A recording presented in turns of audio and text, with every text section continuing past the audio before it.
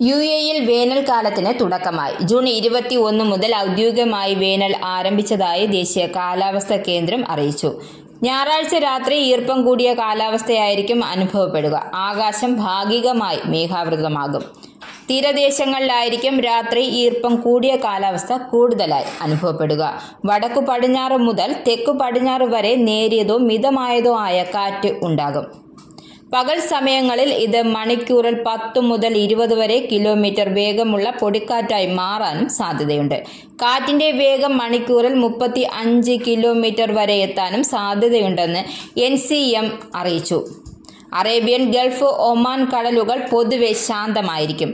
അബുദാബിയിൽ കൂടിയ ചൂട് 39 ഡിഗ്രി സെൽഷ്യസും കുറഞ്ഞ ചൂട് 28 ഡിഗ്രി സെൽഷ്യസും ആയിരിക്കും. ദുബായിൽ കൂടിയ ചൂട് 40 ഡിഗ്രി സെൽഷ്യസും കുറഞ്ഞത് 30 ഡിഗ്രി സെൽഷ്യസും ആകും. ഷാർജയിൽ ചൂട് 41-നും 29-നും ഇടയിലായിരിക്കുമെന്നും NCM പ്രവചിക്കുന്നു. ഫുഡ് ഗ്രോസറി റീറ്റെയിൽ മേഖലയിലെ മികച്ച പ്രവർത്തനത്തിന് ഗോൾഡൻ സ്പൂൺ അവാർഡ് പുരസ്കാരങ്ങൾ സ്വന്തമാക്കി Lulu. Most admired super market chain of the year, most admired market campaign of the year പുരസ്കാരങ്ങളാണ് ലുലു ഹൈപ്പർ മാർക്കറ്റ്സിന് ലഭിച്ചത്. ഫുഡ് ഗ്രോസറി റീറ്റെയിൽ മേഖലയിലെ മികച്ച പുരസ്കാരങ്ങളിലൊന്നാണ് images retail golden spoon award. Retail മേഖലയിലെ ഏറ്റവും മികച്ച മാർക്കറ്റിംഗ് ക്യാമ്പയിനുകളും പ്രവർത്തനങ്ങളും വിലയിരുത്തിയാണ് പുരസ്കാരങ്ങൾ. യുഎഇയുടെ പ്രാദേശിക ഉൽപ്പന്നങ്ങൾക്ക് മികച്ച പിന്തുണ നൽകുന്ന മാർക്കറ്റിംഗ് സ്ട്രാറ്റജികളും ഉപഭോക്താക്കൾക്ക് നൽകുന്ന മികച്ച സേവനങ്ങളും കണക്കിലെടുത്താണ് അവാർഡ്.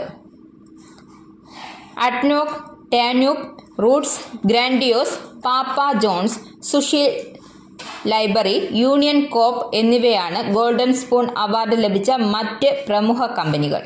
തിരക്കേറിയ ഷൈഖ് സായിദ് റോഡിൽ ക്രൂസ് കൺട്രോൾ തകരാറിലായതിനെ തുടർന്ന് അപകടത്തെ അഭിമുഖീകരിച്ച സ്ത്രീക്ക് രക്ഷകരായി ദുബായ് പോലീസ്. സംഭവത്തെക്കുറിച്ച് റിപ്പോർട്ട് ലഭിച്ച ഉടൻ തന്നെ പോലീസ് നടത്തിയ ഇടപെടലിലാണ് അപകടത്തിൽ നിന്നും സ്ത്രീയെ രക്ഷിച്ചത്. അബുദാബി ഭാഗത്തേക്ക് പോകുമ്പോഴാണ് കാറിന്റെ ക്രൂസ് കൺട്രോൾ തകരാറിലായത്. പലതവണ ശ്രമിച്ചിട്ടും ഇവർക്ക് ക്രൂസ് കൺട്രോൾ ശരിയായി പ്രവർത്തിപ്പിക്കാൻ സാധിച്ചില്ല. പോലീസ് സംഭവ സ്ഥലത്തെത്തുമ്പോൾ വാഹനം റോഡിന്റെ 4ാമത്തെ ലൈനിലായിരുന്നു. തുടർന്ന് വളരെ ശ്രദ്ധയോടെ കാറിനെ അനുഗമിക്കുകയും ഡ്രൈവർക്ക് ഫോൺ വഴി നിർദ്ദേശങ്ങൾ നൽകുകയുമായിരുന്നു.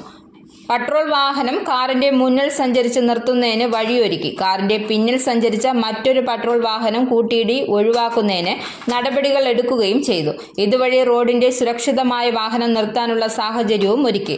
ഓപ്പറേഷൻസ് റൂം, ഫീൽഡ് പട്രോളിംഗ് തമ്മിൽ വേഗത്തിലുള്ള ഫലപ്രദമായ ഏകോപനമാണ് സാഹചര്യം വിജയകരമായി കൈകാര്യം ചെയ്യുന്നതിനായെന്നും ദുബായ് പോലീസ് ഗതാഗത വിഭാഗം director major general Saif Muhair Al Mazrouei പറഞ്ഞു.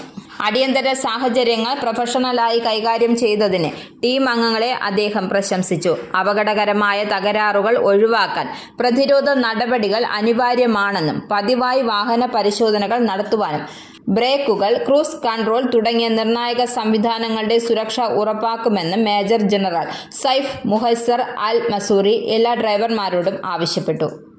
ക്രൂസ് കൺട്രോൾ തകരാറ് ഉണ്ടായാൽ പരിഭ്രാന്തരാകേണ്ടതില്ലെന്നും ഡ്രൈവർമാർ സീറ്റ് ബെൽറ്റ് ഉറപ്പിക്കുകയും ഹസാർഡ് ലൈറ്റുകളും ഹെഡ്ലൈറ്റുകളും ഓണാക്കണമെന്നും കമാൻഡ് ആൻഡ് കൺട്രോൾ സെന്ററിൽ എമർജൻസി നമ്പറിൽ ഉടൻ വിളിച്ച് റിപ്പോർട്ട് ചെയ്യണമെന്നും അദ്ദേഹം നിർദ്ദേശിച്ചു.